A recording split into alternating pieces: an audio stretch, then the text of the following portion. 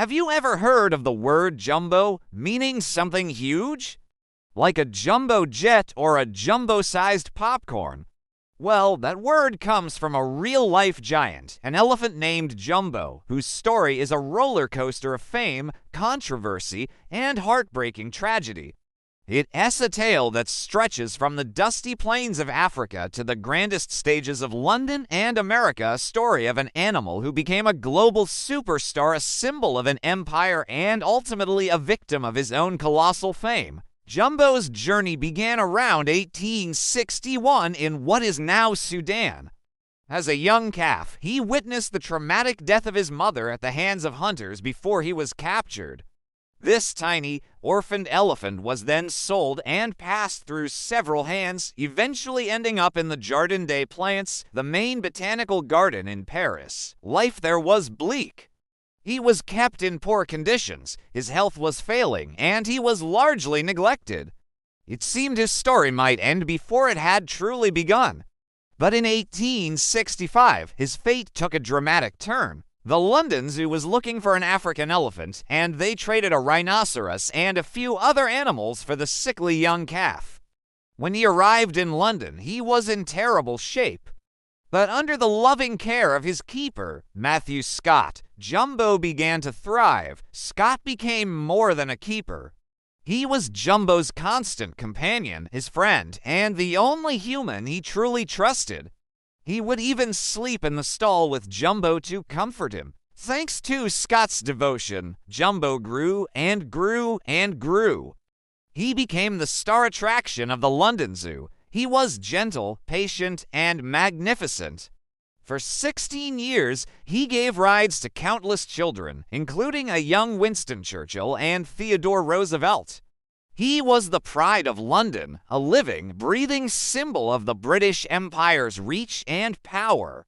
Queen Victoria herself was an admirer. He was the children's friend, a gentle giant beloved by millions. His name, believed to be derived from a Swahili word for chief, became synonymous with immense size and gentle nature.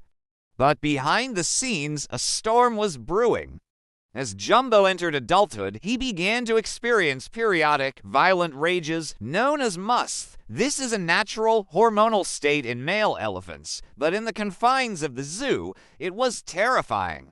At night, locked in his enclosure, Jumbo would smash the heavy oak doors and bend the iron bars. His daytime gentleness vanished, replaced by a frightening and destructive power. His keeper, Matthew Scott, was the only one who could calm him, often by giving him a drink of whiskey. The zoo's management grew increasingly alarmed. They feared that one day, Jumbo might break out during the day and harm the public, especially the children he was famous for carrying. The thought of having to put down their star attraction was unbearable, but the risk was becoming too great. The director, Abraham Bartlett, felt he had to make a decision. He saw only two options: sell him or shoot him. He decided to sell, and who would buy the world's most famous elephant? None other than the greatest showman on earth, P.T. Barnum. In 1881, Barnum, the mastermind behind the greatest show on earth, offered the London Zoo a staggering $10,000, equivalent to over $250,000 today. For Barnum, Jumbo wasn't just an animal, he was a ready-made sensation, a colossal headline waiting to happen. When the news broke, Britain was outraged. The idea of selling their beloved Jumbo to an American showman was a national insult. A Jumbo mania swept the nation. People wrote letters to the newspapers, prominent figures pleaded with the zoo, and children who had ridden on his back sent their pocket money to try and buy him back. The case even went to court, but the sale was legally binding. Jumbo had been sold. The pride of the British Empire was heading to America. But Jumbo had other ideas. When the day came for him to be moved, he simply lay down in the street outside the zoo and refused to budge.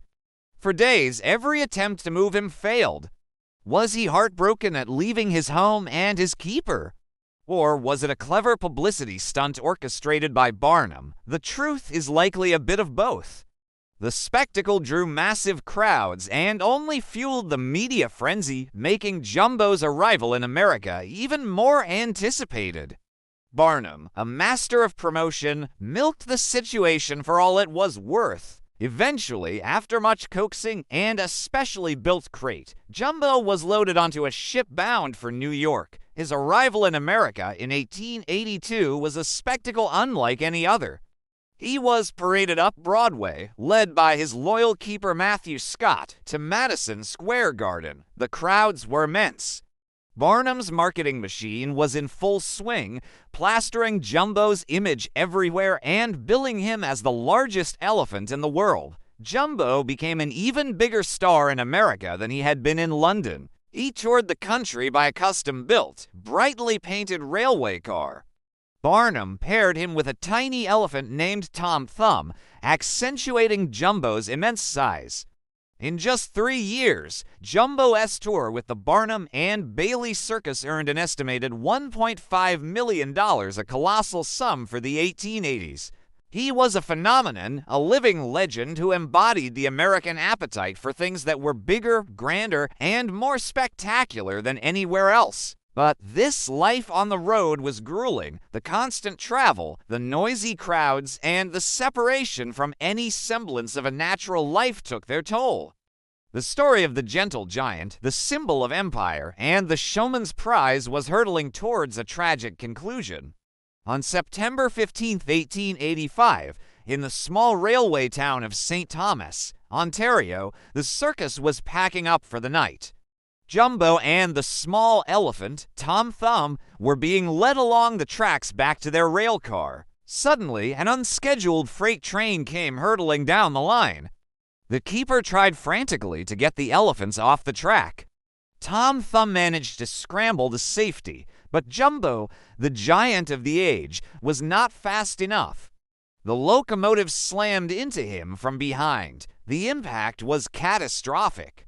The engine and several cars derailed, and Jumbo was mortally wounded, his skull fractured and suffering from massive internal injuries. In his final moments, as he lay dying by the tracks, he reached out his trunk one last time to his devoted keeper, Matthew Scott. The world's most famous elephant, the gentle giant loved by millions, was gone. But for P.T. Barnum, the showman, the story wasn't over. Even in death, Jumbo had to be the main attraction. Barnum had Jumbo's skeleton and his hide mounted separately. He created two Jumbos for the price of one.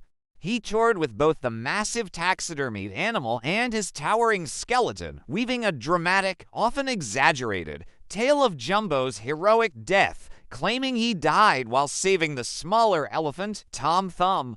Jumbo's taxidermied body was eventually donated to Tufts University, where he became the school's mascot.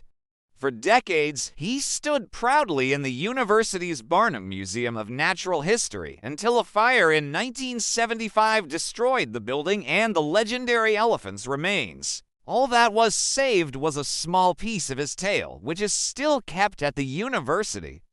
His skeleton, however, is still on display at the American Museum of Natural History in New York City, a silent, bony testament to his incredible size. Jumbo's story is more than just the tale of a big elephant. It's a reflection of an era of empire, entertainment, and exploitation.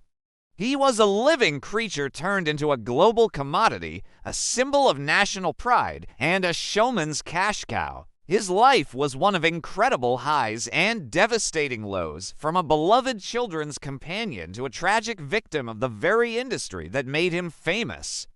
So the next time you hear the word Jumbo, remember the giant, gentle elephant who gave the word its meaning and the epic, heartbreaking story of Jumbo, the king of elephants. Thank you so much for watching. If you found this story as fascinating as I did, please hit that like button and subscribe for more deep dives into history's most incredible tales. See you in the next video.